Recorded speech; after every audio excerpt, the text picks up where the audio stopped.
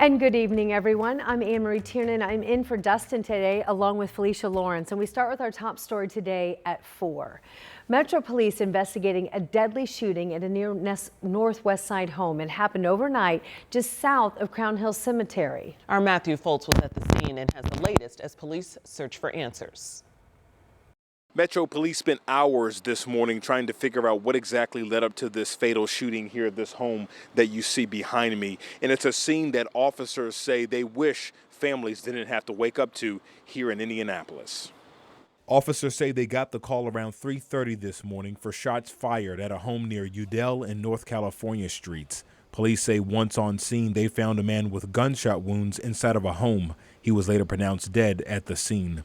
While our cameras were rolling, we saw multiple people standing outside of the home speaking with police. Some of them tell me off camera that they were related to the man who was killed. It's a scene police say is heartbreaking following multiple fatal shootings across the city in recent days. They're now hoping people will start using better ways to deal with their conflicts. We shouldn't have families shattered because of a lack of conflict resolution in a healthy way. Nobody should enter into a disagreement, reach for a firearm, and affect somebody's life. Bullets don't have names attached to them, as the saying goes. And Metro Police tell us they don't have any suspect information at this hour. They're also still working to determine what exactly led up to this shooting. Of course, any new updates that we get, we'll be sure to pass along to you both on air and online at WTHR.com. Reporting on Indy's near Northwest Side, I'm Matthew Foltz, 13 News. Matthew, thank you. And now to the new information that we learned today in a triple shooting that went down in Lawrence over the weekend. It was just a few hours ago that we learned the name of one of those people that were killed in the incident near 42nd and Post Road.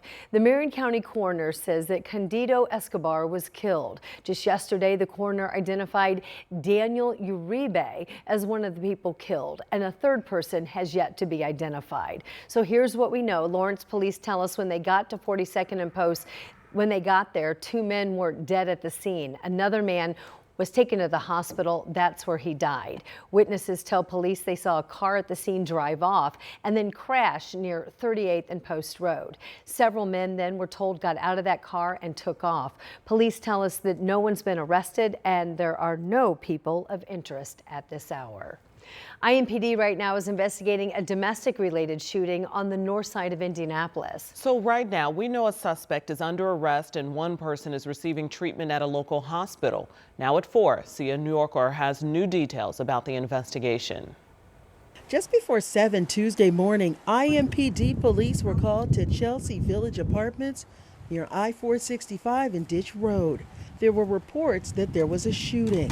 Upon their arrival, they located an adult male who had wounds consistent with gunshot. That individual was transported by Pike medics to an area hospital in critical but stable condition. Police say a suspect was located and detained at the scene. He's since been arrested and taken to the community justice campus. According to IMPD, detectives found a gun along with additional evidence in the area. Investigators say no juveniles or other people were injured during the incident, but they say the violence is senseless. It appears that there a third party engaged in this domestic instance, and that entered in. So 2 individuals then, with that third party entering in, that's where this came from. We've continued to see too much of this in the gun violence, and we just have to stop and do better with how we communicate and we work through our issues with one another. Police tell us that this is an isolated incident and they don't believe there's a threat to the public. We'll keep you updated on this investigation on air and online. Reporting in Indy, Sia New Yorker, 13 News. Thanks, Sia. And the city of Carmel is trying to find ways to entice current and former younger residents to build their futures there. This is a new initiative that city in Hamilton County is taking on. They want to attract former high school students who have left this area. They say, hey, come on back. Our Karen Campbell spoke with city leaders to learn more. This initiative is called Team Bounceback, with a goal of having the younger generation call Carmel their home. The goal is to focus on making homes more affordable and jobs more attractive to be able to entice them to stay or move back.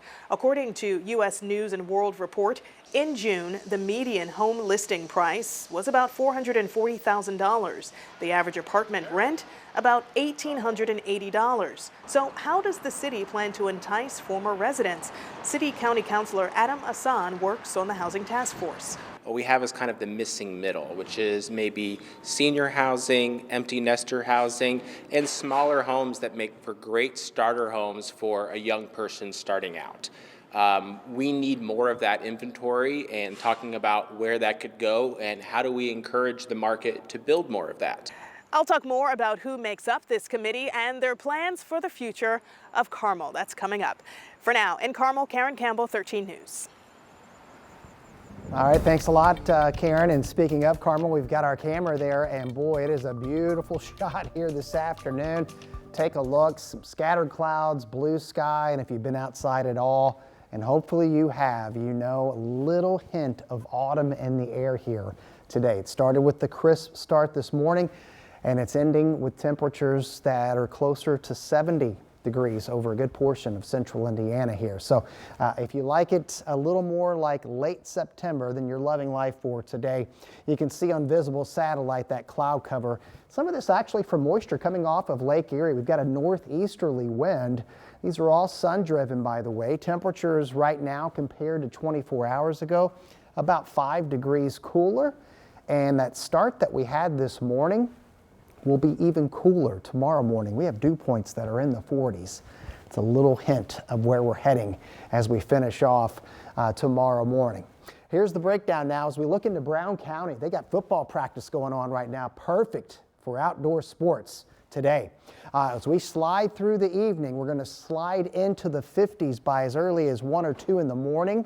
And that's where we're going to be in the metro area. We could have 40s on the map tomorrow morning, but 90s, not that far away. We're timing it out in the 7-day forecast. All right, Sean, thank you so much. We will check back in for those 90s for sure. Here's a check of traffic. This is the North Split. As you can see, things moving in all splitting directions. We got to look at the South Split as well. A little bit more traffic on that side of town, but things still moving. Stay with us as we continue to track this.